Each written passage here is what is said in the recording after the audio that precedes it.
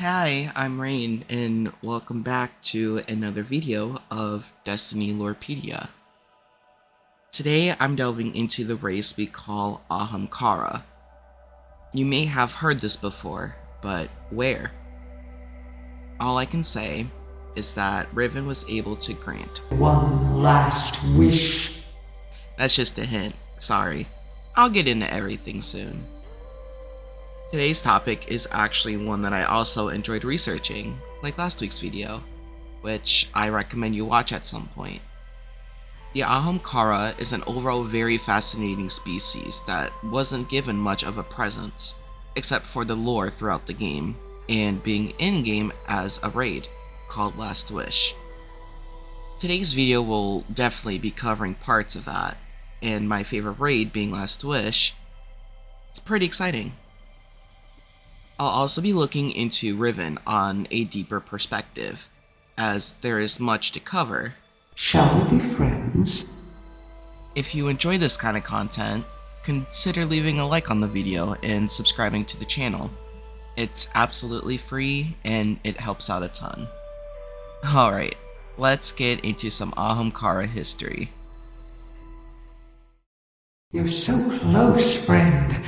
Find me. Kill me. My heart is yours. An Ahamkara. What is this magnificent creature? In terms of looks, an Ahamkara can be described as a dragon-like creature, with huge claws and a caved-in head. The skull is in a way exposed, as these flaps on its face actually open up and reveal their eyes, in which an Ahamkara actually has a total of 10, which can be seen from an image used to determine which eyes to shoot within the Last Wish raid. We'll talk about the raid and Riven later in the video. However, in terms of what these Ahamkara are capable of, is a completely different story. Ahamkara are capable of granting wishes to their bearers.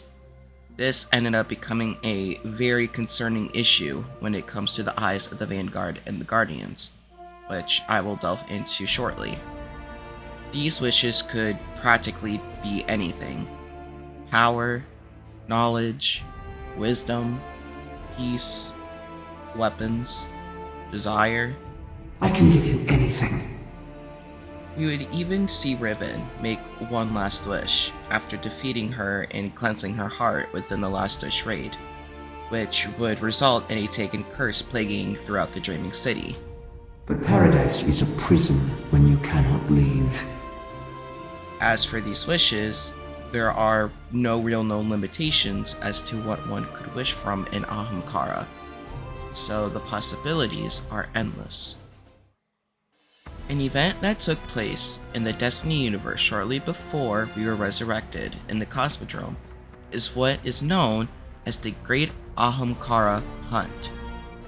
Of course, like it sounds, it was a big mission to eradicate all Ahamkara in existence. This hunt, ordered by the Vanguard, was a result of Guardians becoming corrupted in greed for power as a result of getting wishes from these Ahamkara, resulting in Guardians actually dying for good. This hunt is what actually brought life to the Last Wish raid. How exactly, you may ask? Well, I have the answer for you. During this great Ahamkara hunt, Eris Morn, who was a Guardian at the time, another story for another video, sent a letter to her good friend Queen Marasov of the Awoken, pleading with her to kill any Ahamkara that may come toward the reef, as these Ahamkara were attempting to flee from the wrath of the Guardians.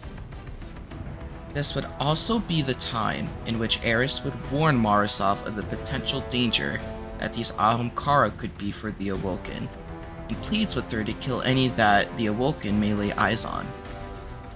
If we fast forward into the Forsaken DLC, we are introduced to the Last Wish raid, where we are tasked with defeating Riven, the last known Ahamkara to exist. Oh, murderer mine. This information can effectively conclude that Marasov decided to take captive one of these Ahamkara and sealed it away in the Dreaming City. But what exactly was Marasov's intention of doing this?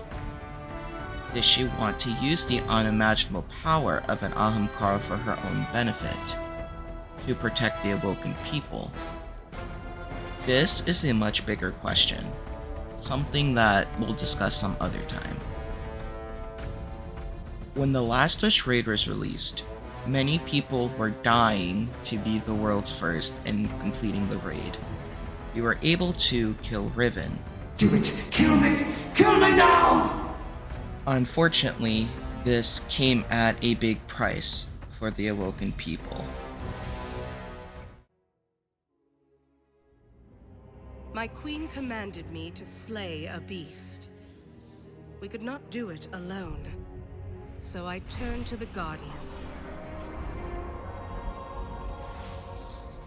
6 brave heroes came to destroy my people's greatest secret. Riven, the last known Ahamkara, a creature of immense power and cunning. The Guardians killed Riven and ripped out her heart.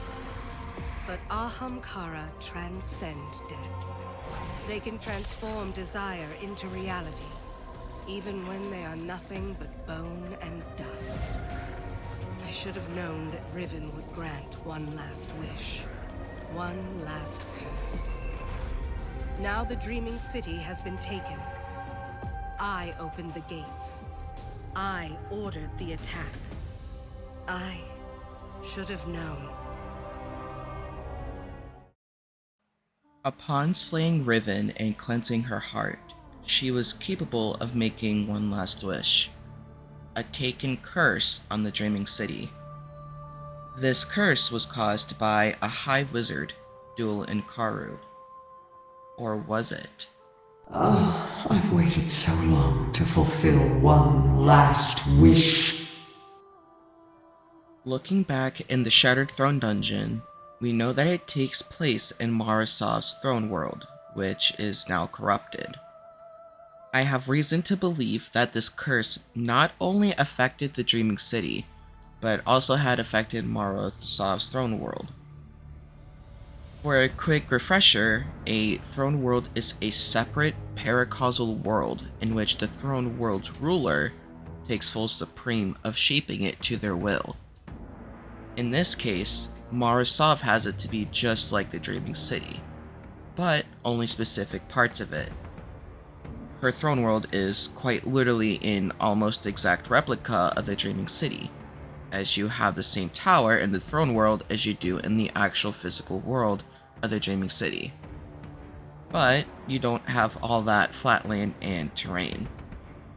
I also speculate that in the Dreaming City, we have access to the locations in specific buildings and structures, but in Marasov's throne world is where we get access to the buildings in which we don't originally have any access to in the Dreaming City. Again, this is most definitely heavily argumentative, but that's what we like here, so I think it's good territory to be in. As for why this curse only targeted the Dreaming City and not anywhere else remains a mystery. Or perhaps it doesn't. The answer could be right under our nose, needing only the unthreading of clues and riddles. We would think that Riven was just an Ahamkara gone mad or rogue, but this is not the case. Riven has a long history of pain and suffering, which is recorded throughout specific lore throughout the game. According to different parts of lore throughout many different lore books throughout the Destiny universe, it turns out that the Battle of Saturn, or the space battle between the Awoken and Oryx, the Taken King, wasn't the only thing that would affect the Awoken greatly.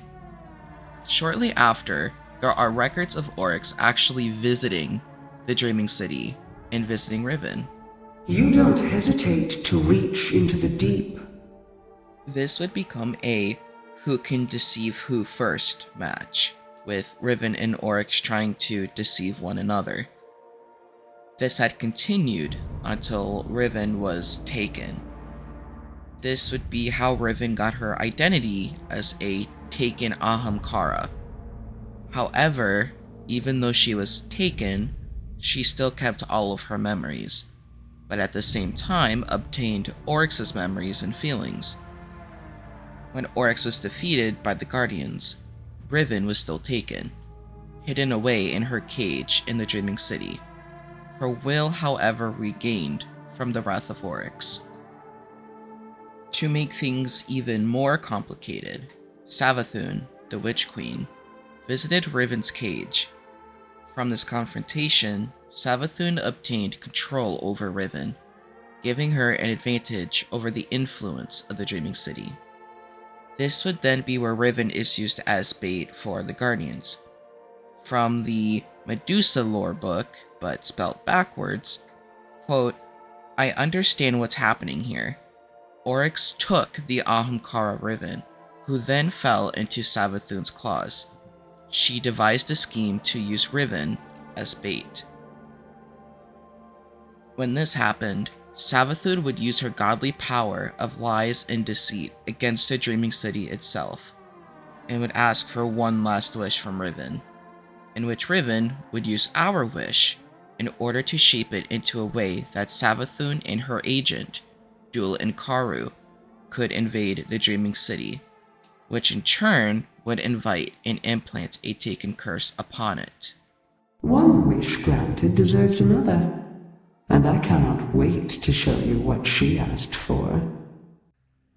Quoted from the same lore book as mentioned earlier, by inviting guardians into the Dreaming City, then focusing the will of a group of powerful guardians upon Riven, she tricked you into making a wish.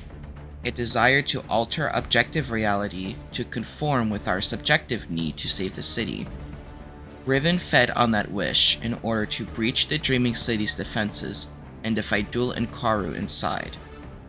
Remember that you are facing an agent of Savathun.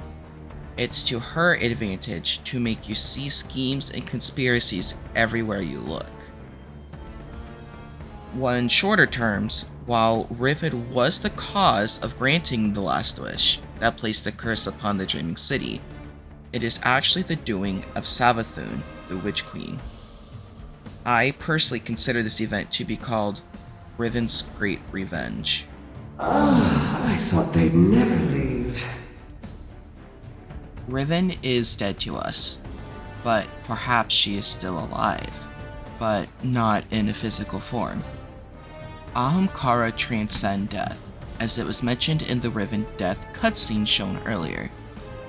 Records from the Great Ahamkara Hunt show that upon studying the Ahamkara bones left behind in the slaughter of the slain, it showed that these bones are whispering to its holder. This actually was how Eris Morn was able to escape the Hellmouth in Crota's Wrath, by the guiding whispers of an Ahamkara bone. When it comes to Riven and her death, we don't quite know anything regarding what has happened to her bones. Perhaps when she was killed, due to the fact she was taken, there was no kind of paracausal cause of whispers from her bones, and resulted in no real need to interfere with cleaning up her remains.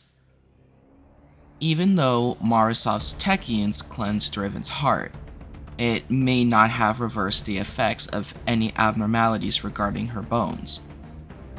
There has also been an idea that Riven's bones actually control the strength of the curse in the Dreaming City. This, however, doesn't seem to really match up. And here's some of my pointers of research and knowledge as to why.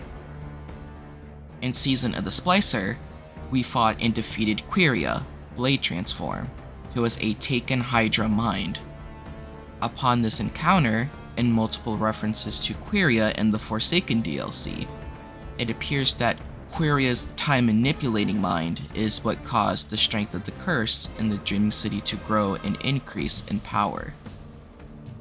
Looking into the past, when the Forsaken DLC first came out, the Confluence, or a massive portal, is what we would use to enter Marasov's throne world. However, we could only use and gain access when the curse was at its strongest, and the boss in her throne world was Dula Inkaru. Using the information regarding the curse's strength in Dula Inkaru being the final boss in Marasov's throne world, it seems that this curse had its strength increased and decreased by Quiria, as a way to protect Dula Inkaru from the threat of the Guardians and the Awoken. But why protect some agent of Savathûn? The simple answer is that Dula Inkaru was tasked with obtaining and gathering the secrets and relics hidden and spread out throughout the Dreaming City. While there is a much more complex answer to this, it's best to leave it be for now. And so, with the information we currently have to this day, the curse is not driven by Riven's bones, but Quiria herself. But with this result, it brings up even more questions, because in the present day, Quiria is now dead and no longer exists. Maybe perhaps Riven's bones do power the curse in the Dreaming City after all. This may be another theory to cover another time, whenever there is more evidence or clues to support the idea. And without further ado, that's the end of today's video. And thank you for watching. If you enjoyed today's video, consider leaving a like and subscribing to the channel. It's absolutely free and it helps out a ton. Let me know in the comments below your thoughts and theories about Riven and the Ahamkara species. Again, it's a very fascinating species, and it's one of my favorite things to research about. Alright, I'll see you in the next one.